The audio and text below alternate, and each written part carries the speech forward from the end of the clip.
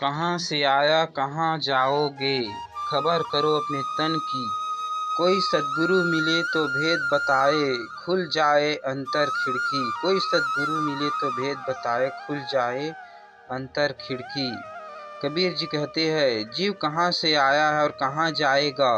पंडित और मौलवी इसका जवाब धर्म ग्रंथ से देते हैं। कबीर साहब कहते हैं कि इस प्रश्न का सही जवाब चाहिए तो किसी सद्गुरु की मदद लो।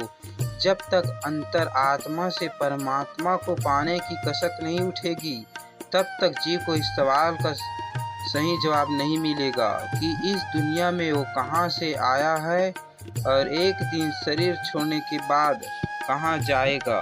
माला मुद्रा तिलक छाया, तीर्थ व्रत में रिया भटकी। गाए बजाए लोक रिझाए, खबर नहीं अपने तन की।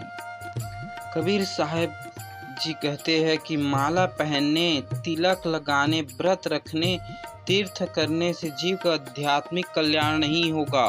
इस तरह से जो लोग धार्मिक कथाएं सुनाते हैं, भजन गाकर नाच कर लोगों को रिझाते हैं, वो भी आम जनता को आत्म कल्याण का उचित सन्मार्ग नहीं दिखाते हैं।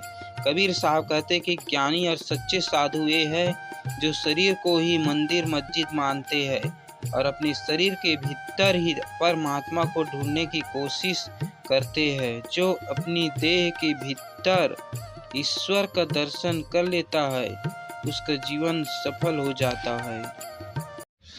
माली आवत देख कर कलियन करी पुकार, फूले फूले चुन लिए काल ही हमारी बार।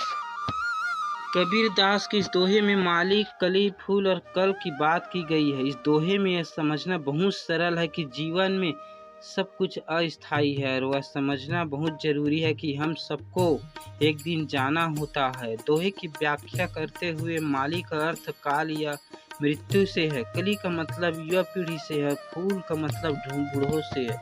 इस दोहे में कहा जाता है कि जब माली काल आता है तो कलियों को पुकार लगती है कि हमारी बारी आ गई है। उसके बाद माली फूलों को तोड़ लेता है, फिर कल हमारी बारी होती है। इस दोहे का संदेश है कि हम सबको एक दिन जाना है, इसलिए हमें सभी को समान रूप से संभलना चाहिए। किसी भी व्यक्ति की जाति या स्थान से कुछ नहीं होता, बल्कि ज्ञान की व्यक्ति ही पहचान होती है। इसलिए हम लोगों को कर्मों को देखना चाहिए और उन्हें उनके कार्यों के आधार पर माना जाना चाहिए। साईं न दीजिए जामे कुटुम्ब समाए, मैं भी भूखा न रहूं साधु न भूखा जाए।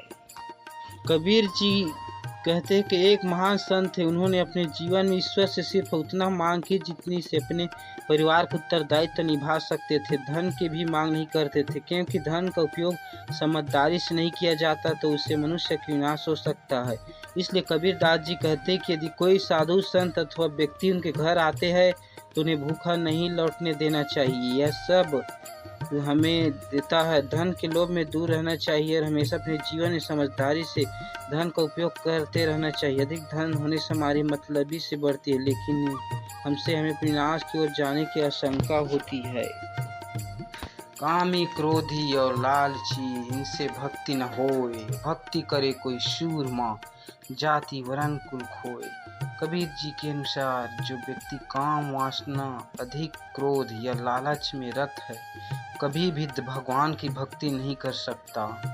भक्ति करना दुर्लभ होता है और लाखों करोड़ों में से कोई विरला भक्ति ही उसे कर सकता है। वह व्यक्ति अपनी जाति, वर्ण और परिवार को भूलकर भगवान में ध्यान लगाता हुआ उसकी भक्ति करता है। नोट: यह उल्लेख करना जरूरी है कि परिवार को भूलने का अर्थ परिवार को छोड़ देना नहीं है।